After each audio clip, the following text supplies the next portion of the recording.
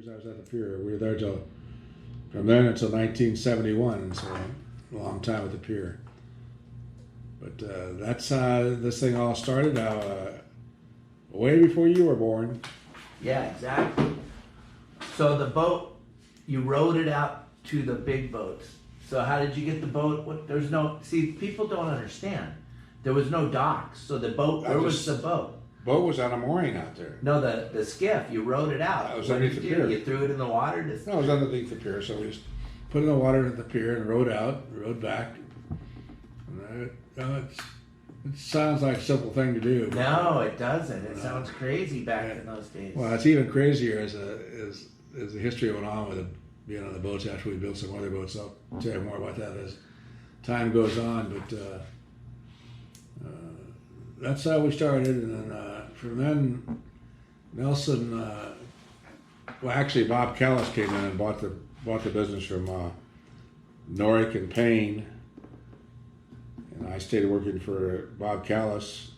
Bob Callis was a General Petroleum dealership in Orange County, and he had a place in Costa Mesa and one in. We had mobile gas stations all over, but. Joe Patterson and I worked for him. Joe ran the Lot of Fun. Sammy Cordero was on the Real Fun, but we're moving up already. We already built a couple boats on that story, but we worked in the wintertime. We didn't fish. We stayed at the shore and worked on the gas stations, painting gas stations or moving tires around or doing something to make a living. Really? So the boats didn't run in the wintertime? No, we ran from right around Easter until Labor Day, and then we quit. And then what did you do with the boats? Took them to either San Diego, Oceanside, or Newport.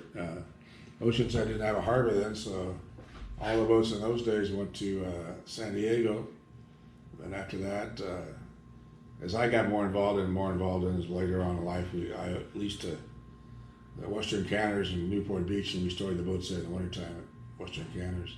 So back in Newport, back where like the Cannery, Blue Water Grill is, and the old Cannery restaurant is, on yeah. that seawall back in there? Oh yeah, the cannery. We had the cannery. Okay. The cannery.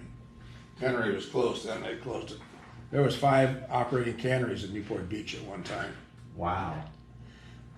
And what about sport fishing operations in Newport? Was there any of those? Oh God, yes.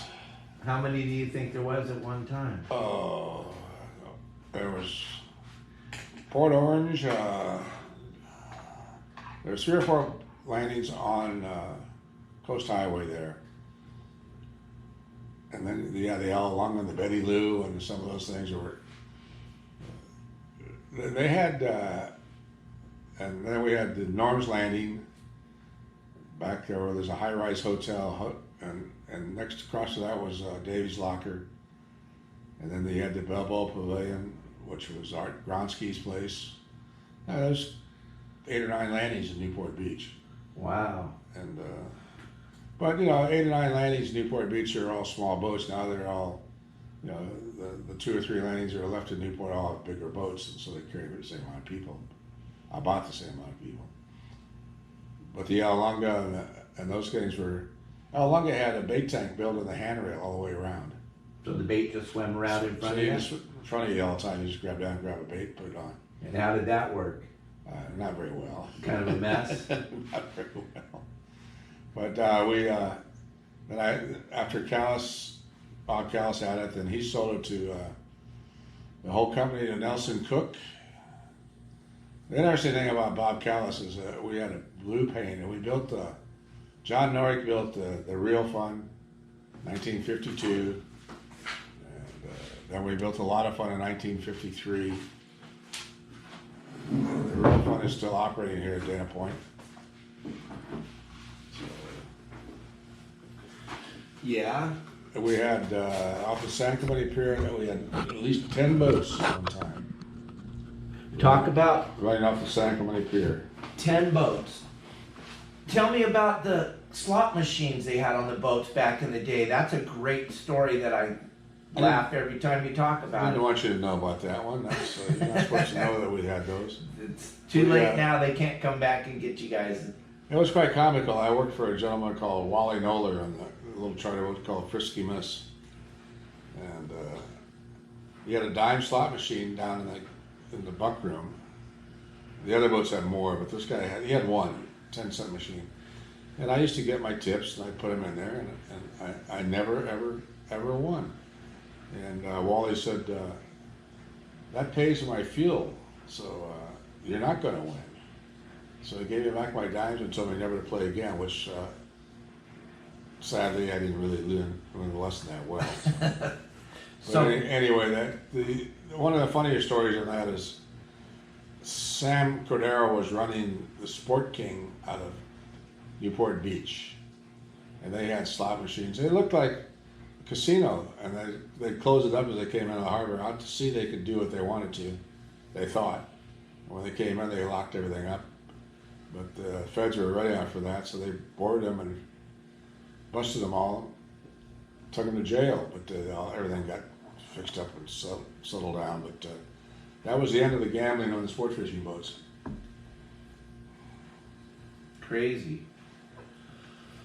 So then you guys had when did you guys go get the boats to bring them back to the pier? You said in April, May? Yeah, right around Easter time? Easter time, yeah.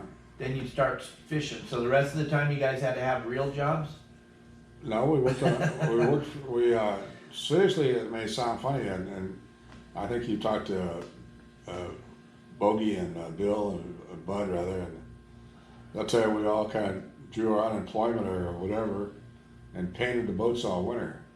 So we'd be ready to go, and we never were ready to go, but we painted right up to the day we left. And in the old days of the pier, if it got really, really snotty and nasty, you couldn't get back into the pier. To offload your passengers, we had to run them all back to Newport and offload them there and then bus them back down to Sacramento, which was, I only did that about 4 times the whole time I was running boats off the pier, but that pier was exciting, as you know.